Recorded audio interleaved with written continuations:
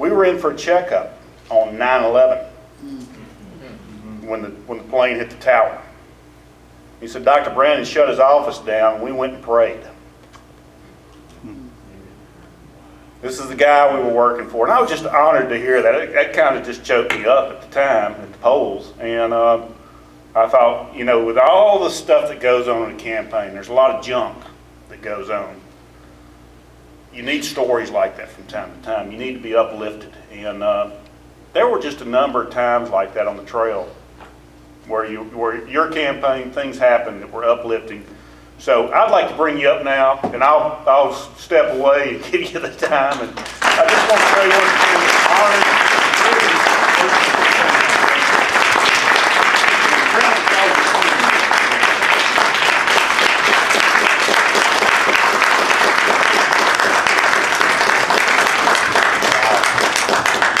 Well, thank you very, very much, and I will talk much slower, Mr. Lee. This room was a great room in February. I enjoyed it. I remember that day very well. My wife's cousin was a fireman, Scott. He actually died going up that building. I'm here to say thank you. That's why I came today. I have a lady in labor, and I got a friend covering me right now. I'm going to get back and go do what I love to do. I also love fighting for liberty. Liberty and freedom are not luxury items. They're principles you can never waver on. I believe we've just begun, actually. I've not announced for any campaign as of yet, so make that official, okay? But we are going to work and we're not going to waver. I cannot wait to unleash to the public what we prepared for in the last few weeks to really put together an area where I'll just be telling the truth. I'm not going to waver on whatever the topic is. I want my Republican Party back, which I believe is the constitutional party. So I'm not going to waver here to make friends. I'm not here to cause enemies. I'll just be that foundation, that weather vane that will never waver on the truth. When you talked about that, that's one thing we did wrong, and that was my fault in the campaign. I did not want to sell myself as a born-again Christian. I did not want to sell myself as a missionary. I did not want to sell myself as an OB or things like that. I think sometimes we do that.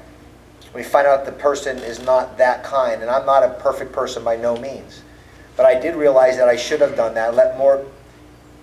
We had scores, if not hundreds of patients that wanted to do those kind of stories. And we never got them up on the webpage or did that. If I run for an office again, they will be front and paramount talking about that. I was foolish enough to believe that knowing the materials what mattered.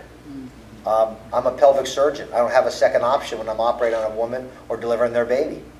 When I'm in a room with an American hero like Clarence, it's like we're not talking about fighting for truth. I got Jerry back here, our Vietnam vet, who's like honored that I ran. I'm honored he was our guy.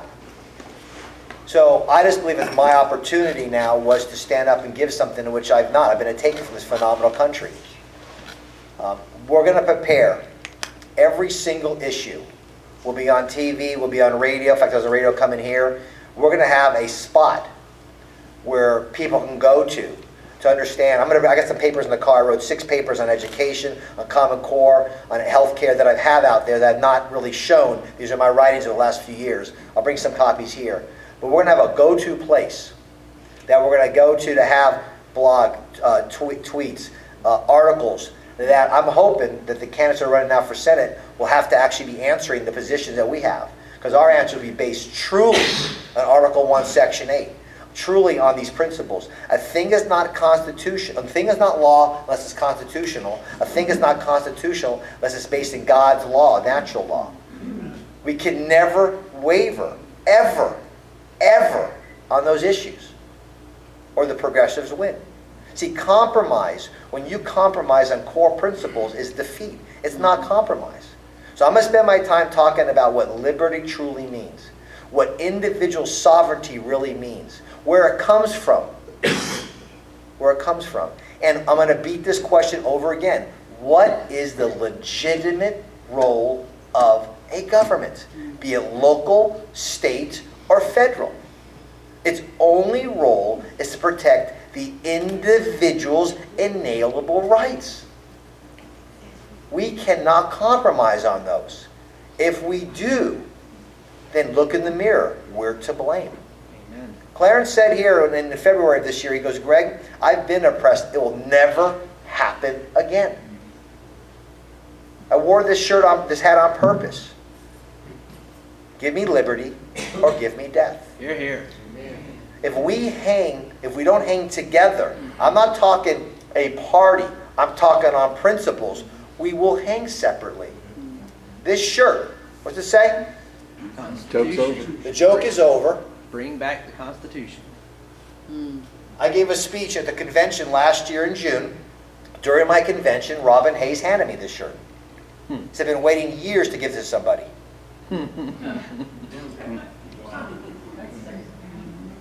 I will never be a tool or be used for anything. No position, no office, nothing is worth me selling my soul for anything. Amen. So what I'm going to do is challenge you to look in the mirror. Are you truly what you say you're going to be? Mr. McConnell said, Senator McConnell, that the Tea Party is dead. He's going to crush them. Let's look at the facts. In this state, conservative Tea Party's got 56% of the vote. We got 130-something thousand. Mr. Bevin got almost 40% in Kentucky when they spent $10 million. If Mr. Bevin told you his story, you'd cry. That man is a lover of the Lord, a lover of the society, and he gave it all for what happened. We are moving the pendulum over. But if we compromise, then we are the problem. Today we're going to have an issue with Glen. I'm basically standing on the shoulders of Glen. He started doing this, and he was basically pushed out of his position because he held our party accountable. Look at the issues we're falling about today. During our debate, in the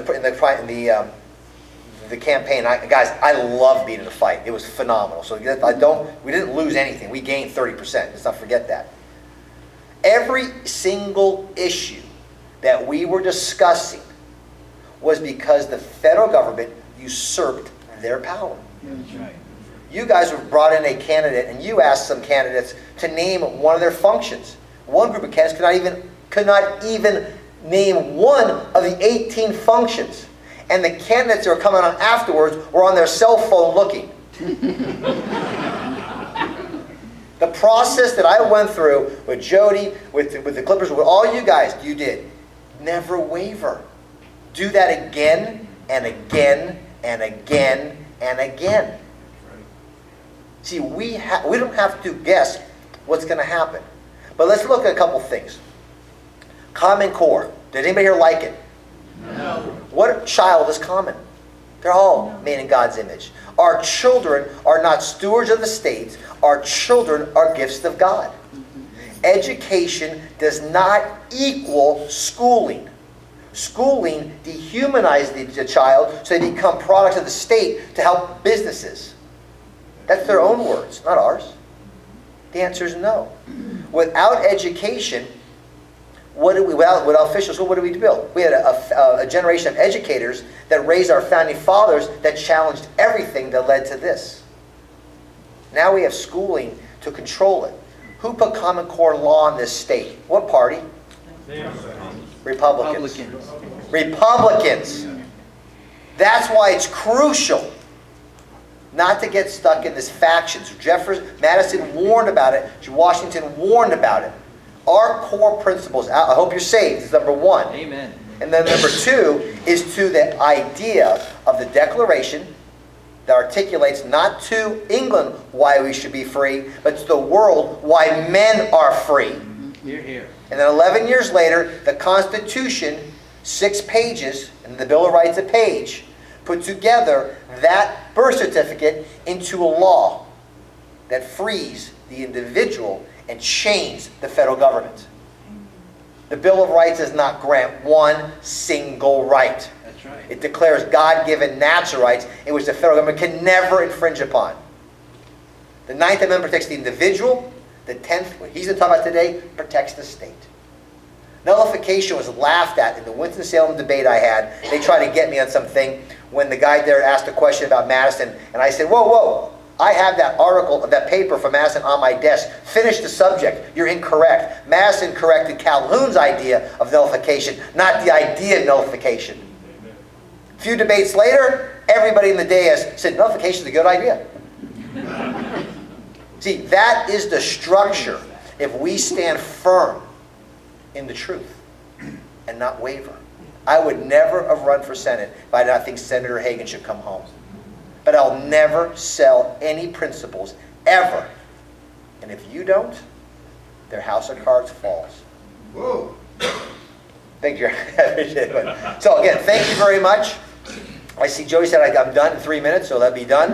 I hope I spoke slow enough for my buddy Lee. Dude, very good. And again, it's an honor to represent you, because I'm just one of you in the stands, and we're going to come back out and keep fighting. I can't thank you enough. Please keep DrBrannon.com out there. It's going to be lit up pretty soon. Thank you very much.